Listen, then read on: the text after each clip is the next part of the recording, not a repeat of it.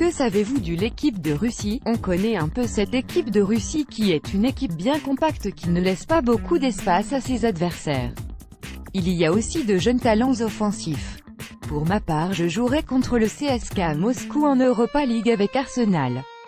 Le championnat russe monte sur la scène européenne et jouer contre cette équipe nous permettra de rectifier le tir par rapport à notre match contre la Colombie. L'état d'esprit a été pointé du doigt après la défaite face à la Colombie. Est-ce inquiétant avant la Coupe du Monde? Inquiétant, je ne pense pas. On a fait 30 très bonnes minutes où il y avait de l'intensité dans les phases défensives mais aussi offensives. On est arrêté de jouer et ça a permis à cette équipe de Colombie de reprendre le cours du jeu. On se met en difficulté tout seul.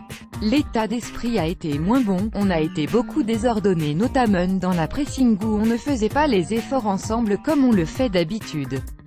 On peut mettre ça sur le compte de la jeunesse mais tous les joueurs sont dans de grands clubs et le niveau international requiert plus d'exigences sur tous les plans. La défense a été également au cœur des critiques. Est-ce particulièrement là que ça a pêché ou est-ce plus général? Je pense que c'est plus un souci collectif. En deuxième mi-temps on a eu des 4 contre 3 à jouer derrière. Il faut défendre ensemble sinon l'équipe adverse peut trouver des décalages. On a fait certaines erreurs individuelles, c'est vrai, mais on peut les gommer.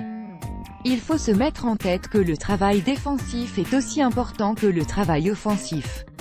Le milieu et nos attaquants doivent nous permettre de récupérer le ballon le plus rapidement possible. Qu'est-ce que cette défaite a provoqué dans le groupe?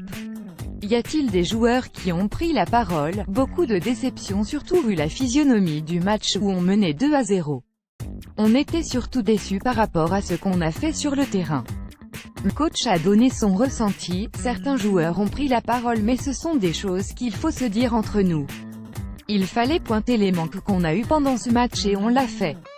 À nous de montrer un autre visage. Serez-vous capitaine demain et avec qui préférez-vous jouer entre Raphaël Varane et Samuel Umtiti? Je ne pense pas être le capitaine demain mais je pense jouer.